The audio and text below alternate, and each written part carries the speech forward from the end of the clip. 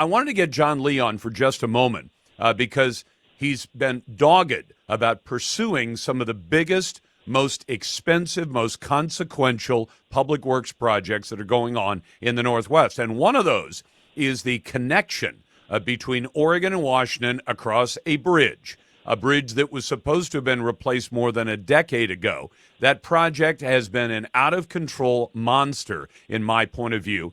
Years ago, they said it was going to cost $4 billion to build the bridge, and then we realized that when you look closely at it, it was a light rail project with a little bit of bridge attached and not much of one, and now they're taking a second swing at it, the two states, to try to fix this choke point that is probably the worst choke point between Canada and Mexico along the Interstate 5 corridor that goes up and down the West Coast. So, John, welcome back to the program. What can you tell my audience you've learned about what it is they're going to try and pitch to us? How much is it going to cost? And are we getting another light rail project with nothing much of a bridge attached?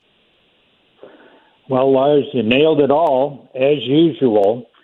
The rejected CRC was going to be $3.5 billion and offer a 1-minute improvement in the morning southbound commute for people. And now they're talking between $3 and $5 billion.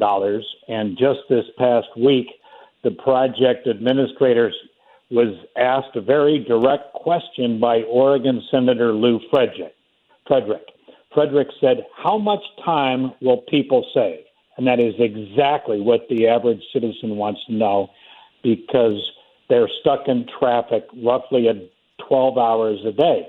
And Johnson punted and said, well, we really don't know. They are only going to put 3 through lanes on the new bridge, which is exactly what it's replacing. So clearly, if you replace a congested 3-lane bridge with 3 new lanes, you're not going to solve traffic congestion problems, let alone spending $3 to $5 billion for it. And they really have no idea how they're going to pay for that, do they? Do they have any idea where the money's going to come from? Well, they're hoping Uncle Sugar, in terms of President Biden and Congress, are going to tee up a bunch of quote-unquote free money. But the answer is no. Johnson has told the legislators in the community you can expect tolls, which was part of the CRC project, but in reality, they don't know. Both states have been told to expect to write a check for $1 billion or more, plus tolling and hopefully some level of federal money that nobody is willing to specify. You know, John, there's another issue that you brought up that I hadn't really thought of, although it reminded me of a story years ago when they were replacing a 911 dispatch center. And the city, in that case, the city of Portland, said, let's build it to the old earthquake standards. The new ones are about to kick in. And they deliberately, diminished the earthquake preparedness. You pointed out they're building this to a 500-year standard rather than build it to the ultimate earthquake that could hit the bridge. Is that the case?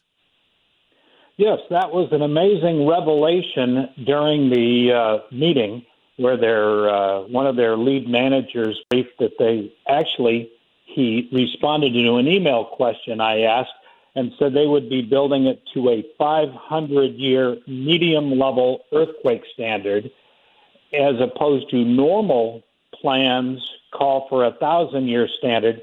The Columbia River crossing was allegedly tasked with providing a 2,500-year standard. And, of course, that tees up the whole reason, allegedly, for building this project. As the governor of Washington, Jay Inslee, said, is this could come down in even the smallest earthquake. Oh, come on. Talk about political hyperbole. And the reality is the Cascadia subduction zone happens roughly every 1,000 years. And it's been 320 years since the last time it shook. And most of the experts say, realistically, there's a 10 to 14% chance of that level, a magnitude 9.0 earthquake, happening in the next 50 years. And so that means you're looking at an 86 to 90% chance it's not going to happen in 50 years. But if you're going to spend this kind of money, by golly, it ought to be pretty sound, but that's not what they're looking at. which again gets us to the point, why are they building this? Well, and you John, and I know they want a light rail project in search of a bridge. right, which, by the way, the last time it was voted on in Oregon, it was voted down. The last time it was voted on in Clark County in any way, it was voted down. The people have said, no, we don't want it. And the elites have said, we're going to do it anyway. The reason I raised the earthquake question, John, and I'm having to reach back, but this was quite a while ago. They rebuilt a 911 center about 20 years ago. And somebody called me who was an engineer and said, hey, they're building it to the old standard. The new standard kicks in a few months. And I said, well, then why are they building it to the old standard instead of saying, well, at least meet the new standard?